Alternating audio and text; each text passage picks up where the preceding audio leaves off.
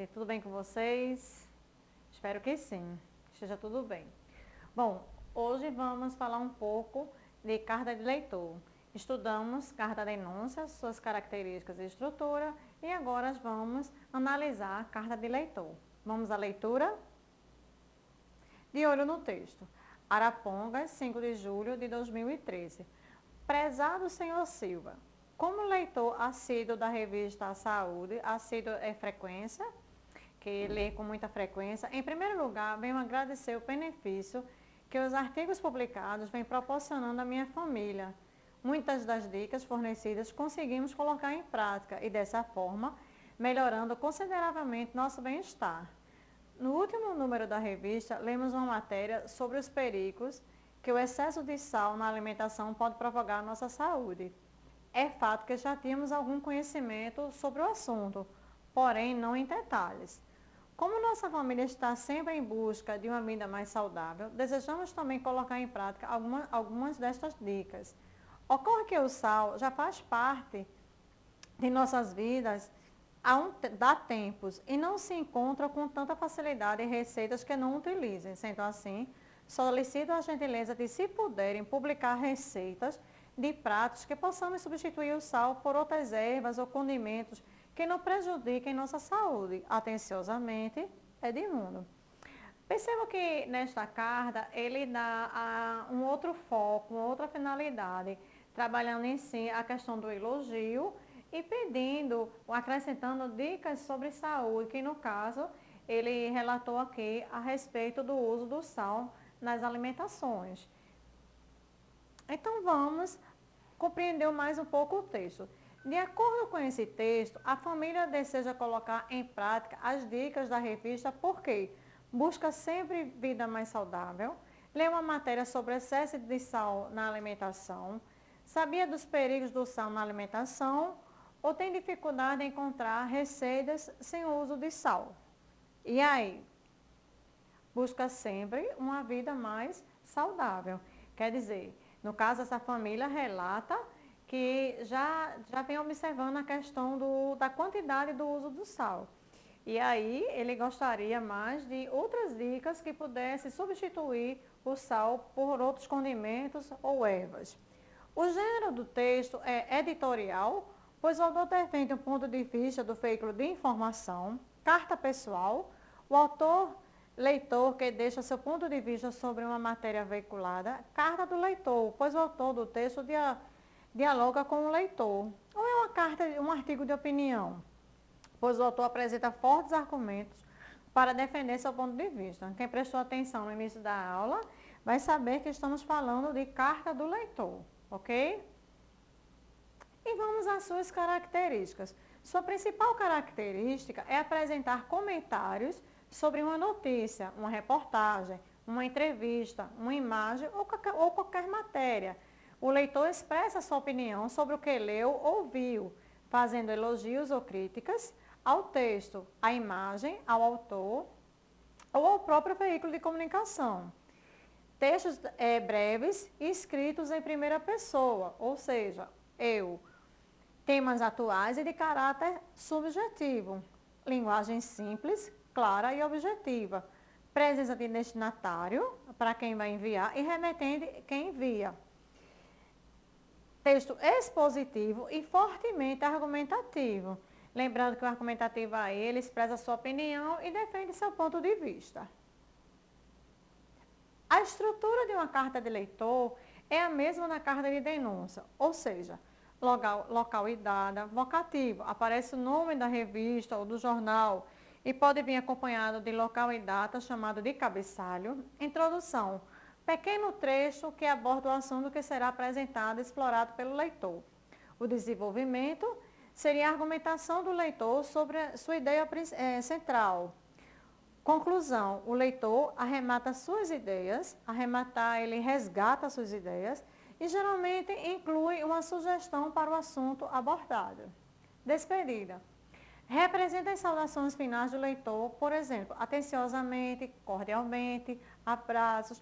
Essas são estruturas assim, bem engessadas, né? Local, vocativo, introdução, desenvolvimento, conclusão, despedida e assinatura, onde o leitor assina seu nome, o qual pode aparecer em forma de sigla, por exemplo.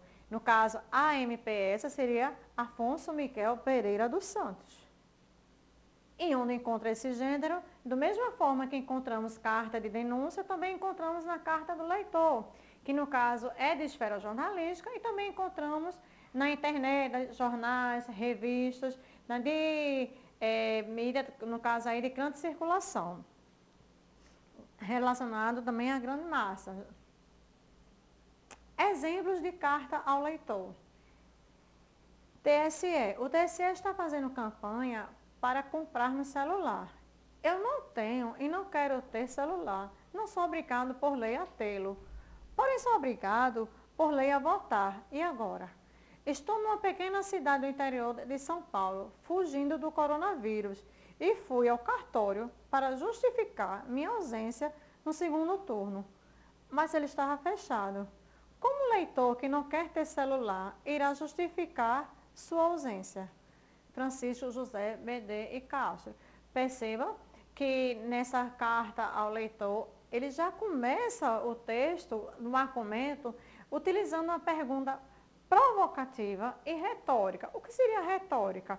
Retórica com alto discurso, com poder discursivo formal. Bravura. O pequeno monumento em recordação ao ato de bravura do Marechal Pittencourt, em frente ao Museu Histórico Nacional, foi destruído. A história da República não é respeitada, mesmo quando materializada em frente à porta de um museu histórico. Pobre país que despreza o passado e mantém os alicerces para construir o seu futuro. Perceba que ele trabalha aí, esse finalzinho do texto, uma afirmação assertiva, ou seja, indiscutível, não tem o que discutir a respeito. Ele apresenta uma argumentação, que mostra, que comprova o que de fato aconteceu. Neste último caso, ele sente a questão do desrespeito ao desprezo ao passado, tá? Análise de carta de leitor. Ele apresenta pontos estruturais semelhantes, embora refinam-se em assuntos diferentes. Ou seja, o que ele quer dizer é que tanta carta de denúncia, carta de leitor, carta pessoal, ele tem uma estrutura formalizada, engessada, mas o que muda é a questão dos assuntos, ou seja, a funcionalidade dos assuntos, a quem se trata e a quem é o destinatário. Centra-se em temas sociais e coletivos. São temas recentes e relevantes. Reflexões diretas, demarca forte posicionamento. Perceba que a primeira carta ao leitor, ele já está falando aí do coronavírus. Perceba que é algo bem recente, né? O coronavírus foi o ano passado, começou o ano passado, toda essa questão. De olho no texto. A Folha de São Paulo.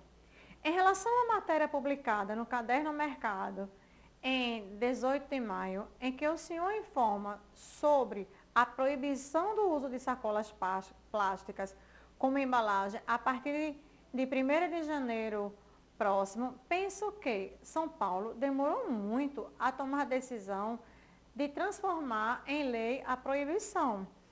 Perceba que ela não trabalhou em cima do ano, mas está bem contextualizado em relação à carta, em questão dessa matéria, na Folha de São Paulo. Todas as vezes que vou ao supermercado, fico indignada com a quantidade de sacolas que são utilizadas pelos consumidores, que não parecem preocupados com as consequências que o uso desta embalagem causa ao meio ambiente. Só quero lembrar às autoridades que não basta sancionar a lei, ou seja, aprovar a lei. É preciso ter uma fiscalização rigorosa e que as multas previstas sejam realmente aplicadas para aqueles que a desrespeitarem. Espero que não se torne mais uma estratégia de marketing pré-eleitoreira, como foi com a lei que proíbe o cidadão de dirigirem alcoolizados. No começo fazem plites, causam barulho, mas depois de algum tempo tudo volta ao que era antes. Não há fiscalização para coibir as infrações. Perceba que, atenciosamente, Josida Cardoso, professora de ensino fundamental, São Paulo. Perceba que está bem contextualizado a questão de São Paulo, porque se a gente contextualizar no nosso estado de Pernambuco, até hoje, eu particularmente presencio bem no trânsito a questão da lei seca, né? Principalmente finais de semana, sexta, sábado, domingo, sempre há essa fiscalização em relação ao trânsito. Agora, quando se fala em questão de sacolas plásticas, realmente precisamos tomar algumas providências, fazendo substituições, e o governo, as questões das políticas públicas, analisar formas que possam melhorar a questão da proteção ao meio ambiente. E chegou a hora do desafio. Quais são o remetente e destinatário da carta? A quem se dirige a carta e quem assina a carta? Quem escreveu a carta? Qual a finalidade da carta do leitor acima? E a linguagem predominante do texto é coloquial, científica, formal ou técnica? Então, tá fácil, não é? Ficamos por aqui e até a próxima aula. Cheiro no coração de vocês.